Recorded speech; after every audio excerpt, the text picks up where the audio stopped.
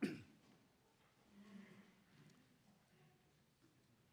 Oh, the wonders and joy of going for a walk.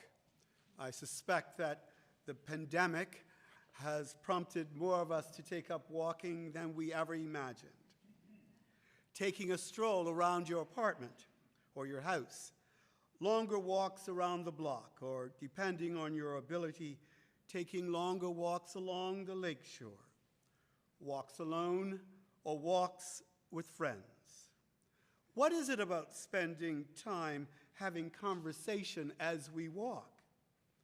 Well, it's reflective, it's informative, we get informed of lots of stuff, some things we don't want to know about. It's therapeutic, healthy, and exhilarating. These days, we've extended our walking conversations. Before, if we saw someone singularly talking to him or herself, we would have questions. But now with earbuds, we see people having their conversations with their walking partner who is not physically there with them. In today's gospel, we look into Luke's post-resurrection account of a couple of bewildered, upset people who are extremely discouraged by the events of recent past days. The two, we know one is a male, his name is Cleopas. The second, many people assume is a male, but we are not sure. It need not be so. The second person could have been a female, his sister, his wife. But when we consider the role that women played around the resurrection time, it is not far-fetched to imagine that. The couple were probably heading home from Jerusalem after the Passover celebrations and the crucifixion of Jesus. They were going 7 miles to a village called Emmaus. We know without a shadow of a doubt that they were followers of Jesus. And they also perhaps were standing along the roadside or entered Jerusalem waving palms as Jesus entered on the donkey. They were doing what most people are doing when they're walking. They're catching up on news of whatever kind. This walk, however, may have seemed longer than the 7 miles prescribed, but not because of the distance, because it was the walk of hopes that had been shattered, hopes that were in shambles, hopes that made them disillusioned. As they walked, they discussed the recent events. And as they were discussing, a stranger, or so they think, joined in with them. That certainly would not happen today. Imagine you are out walking by yourself with your earbuds in, or you're walking with your friend or two, and out of nowhere, a stranger walks up behind you and starts having conversation.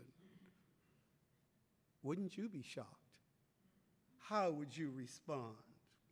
Well, there was Jesus. He sidles up along and asks, in our vernacular today, "Hey, you two, what's going on? What are you talking about?" They must have been in absolute shock. They quickly identified him as a stranger who was absolutely clueless to recent occurrences. Sarcastically, they may have said, "You must be the only person who doesn't know what's happened in Jerusalem other than Passover."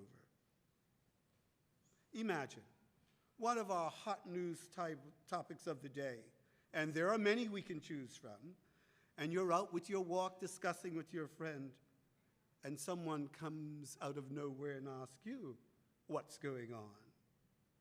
Today we may respond, "Are you kidding me?" Or, "Are you serious?" Or, "Are you living under a rock?"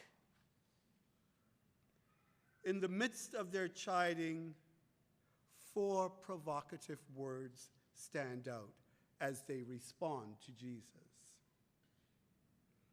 But we had hoped. Past tense. So much is said in those 4 words. They speak of a different future. A future that is not to be. A dream that created energy and enthusiasm, but did not materialize. A promise that created faith that proved to be absolutely false. The words speak of a future that is closed off, now irrelevant, and not active. Some biblical versions say we had trusted, or another version says we had our hopes up that such and such would not happen. But Cleopas and the disciples had hoped that Jesus would have been the militaristic leader that would have overthrown Rome and had such grand ideas for him. And all that they wished for did not happen. Such heartbreaking words indicating absolute disappointment, failure, and perhaps frustration. I ask you this morning, have you ever had such a moment? And how often does it get glossed over in our society and even in our churches? Or we don't really gloss over the situation. We try to think of a quick remedy, a resolution, or comment to support the person in need. How many times we had hoped and things didn't turn out the way we wanted. Hopes for our children, hopes for our friends, hope for our loved ones, hope for specific situations to turn out, hope for our personal and professional paths. Some people may feel abandoned, as if God was or is not present. At times when our hopes are dashed and disheartenment sets in, we can't see other options. But I want you to pause and think, because right beside us is God in spirit. And at some stage, we will recognize her presence. The confused disciples related to Jesus the findings of what we now know as that early or first Easter morning. It was reported in great shock that Jesus was not in the tomb. What did that all mean? And then Jesus' response. I cannot imagine his response was gentle. How does one say fools gently? Fools, he called them, and gave them a scriptural overview. Clearly, he didn't offend them because they offered him hospitality at the end of the day. Stay with us, they say, and he did. A quote from St. Augustine is meaningful in this sense as a paradox.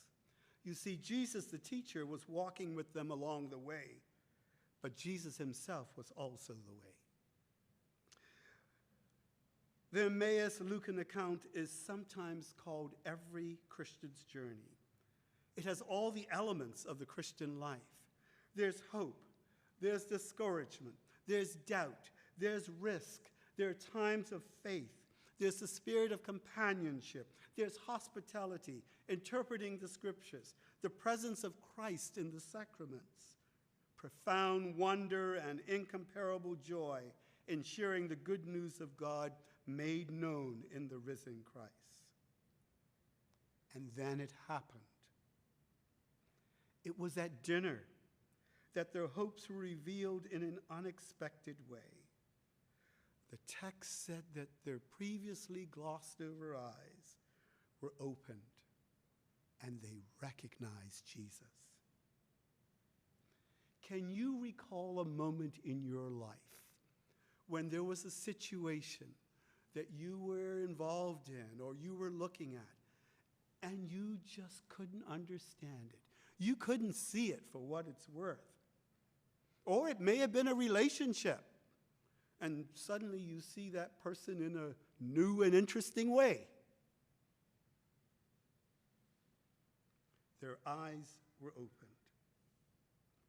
What we may consider a Eucharistic moment and a powerful experience was just that. And in very different ways, their hopes that they thought were dashed were indeed met as they recognized Jesus. You know, sometimes we see ourselves as observers in the gospel stories because they happen so far away, and we feel we can't relate. This week, may I invite you to use your imaginations and hear and see the road to Emmaus as a prototype of our own faith journey. What insights can guide us on our journey? And now, 3 questions I'd like for you to ponder as we continue with the rest of our liturgy. 1, have you ever felt that something about Christ was revealed to you during the Eucharist? We experience it every week. Some Christian faiths will say, denominations will say, oh, that's way too often. We celebrate once a month, or once a quarter, or once a year. Question 2, have you ever noticed the presence of God in a stranger? Or are we too busy? Question 3, have you ever felt God's presence at a meal? Those disciples did.